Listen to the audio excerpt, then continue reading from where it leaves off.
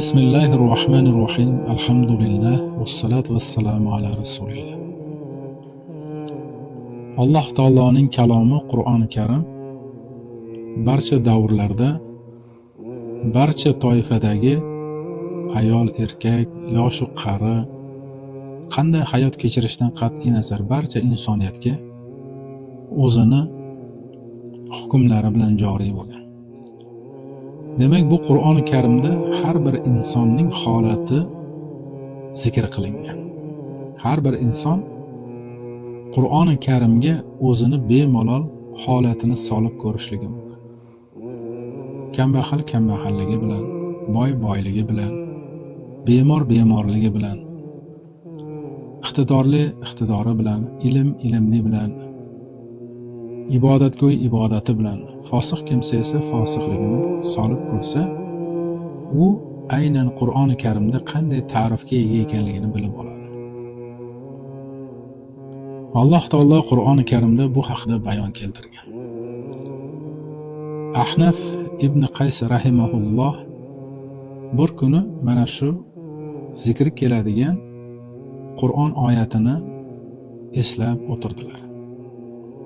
Bu oyat shunday aytilgan: "Va laqad anzalna ilaykum kitaban fihi zikrukum."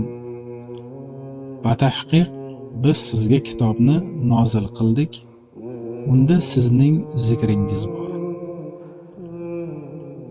Anbiyo surasining 10-oyatida keltirilgan bu oyatda butun insoniyatning holati Qur'oni Karimda bayon qilingan. Demak, yuqorida aytilgandek hamma inson o'zini solib ko'rishligi va o'zini qanday inson ekanligini bilishligi mumkin. Bu kishi aytadilarki, Ahnaf rahmatulloh alayh, men o'zimni Qur'onni qayerda zikr qilganimni bilishim, o'zimning kimligimni anglashim uchun Qur'onni o'qiy boshladim. Har bir musulmon insonga Qur'onni o'qishlik lozim. Chunki har bir yashayotgan inson qiyomat kunida Allohning rahmatiga erishishni orzu qiladi. Jannatga kirishni orzu qiladi. Bu esa Qur'onsiz mumkin emas. Inson Qur'onni ochib, qilayotgan amallari, yashayotgan umri, hayoti Qur'onni qaysi joyidagi hukm asosiga to'g'ri keladi, o'ylab tafakkur qilish kerak. Alloh maqtagan tomondagi hukmlarga kiradimi yoki yomonlagan, mazamat qilingan holatga tushib qoladimi? Ana shu barcha holatlarni e'tiborini qilib Qur'onga nazar solish kerak. Qur'onni o'qib, holatni o'zi uchun bilib olish kerak. Ahnaf rahmatulloh alayh Qur'onni o'qishni boshladilar. Zariyat surasini bir oyatini o'qidilar. Kanu qalilan minal-layli ma yahja'un wa bil ashari hum yastaghfirun wa fi amwalihim haqqun lis-sa'ili wal mahrum. Ular kechalari juda oz uxlar edilar. Saharlar vaqtida istig'for, Allohdan kechirim so'rashar edilar. Va mollarida tilanchi va mahrum bo'lgan haqdorlar uchun haq bor edi. U kishi yana o'qishda davom etdilar. Ali Imron surasida keltirilgan oyat. Allazina yunfiquna fis-sarra'i wad-darra wal-kazimina al-ghayza wal-'afina 'anil-nas vallohu yuhibbul muhsinin. Ular yengillikda ham, og'irlikda ham nafaqa qiladiganlar, g'azabini yutadiganlar va odamlarni avf qilib kechirib yuboradiganlar. Alloh yaxshilik qiluvchilarni yoqtiradi. U kishi yana davom etib Hashr surasidan bir oyatni o'qidilar. Va yu'thiruna ala anfusihim walau kana bihim khasasa va man yuqa shuhha nafsihi fa ulaika humul muflihun. va garchi o'zlarining hojatlari bo'lsa ham boshqalarni o'zlaridan ustun qo'yadilar.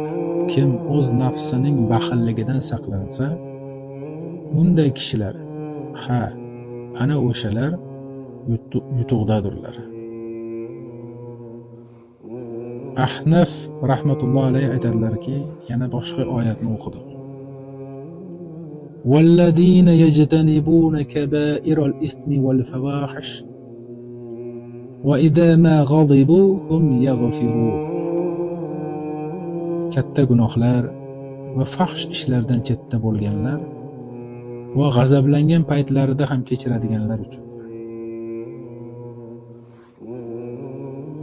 Shunda Ahnaf rahimahulloh, ey Robbim, men bulardan emasman, bulardan emas ekanman dedilar. So'ngra davom etib oyatni o'qidilar. Innahum kanu idza qila lahum la ilaha illalloh yastakbirun. Qachon ularga la ilaha illalloh deyilsa, takabburlik qilishar edi. Yana boshqa oyatni o'qidilar. Muddassir surasida. Ma salakakum fi saqar? Qalu lam naku minal musallin va lam naku nut'imul miskin. Sizlarni do'zaxga nima kiritdi deb so'rashadi. Ular, biz namoz o'quvchilardan bo'lmagan edik va miskinlarga, hojati borlarga taom bermagan edik. U kishi, ey Allohim, bulardan seni panohingga qochaman. Ya'ni bu toifa insonlardan seni panohingga qochaman dedilar. Tavba surasidan oyat o'qidilar. Va akharuna tarafu bidunubihim khalatu amalan solihan wa akhara sayyi'an asallahu an yatuba alayhim innalloha g'afurur rahim. Boshqalar esa gunohlarini e'tirof qildilar. Ular yaxshi va yomon amallarni aralashtirib qilganlar. Shoyatki Alloh ularning tavbasini qabul qilsa, albatta Alloh mag'firatli va rahimli zotdir. Ahnaf rahimahulloh duo qildilar. Allohim, men shulardanman. Gunohlarimni mag'firat qil. Xato nuqsonlarimizni mag'firat qil. Ey Robbim, bizlarni mag'firat qil. O'zing rahimli zotsan.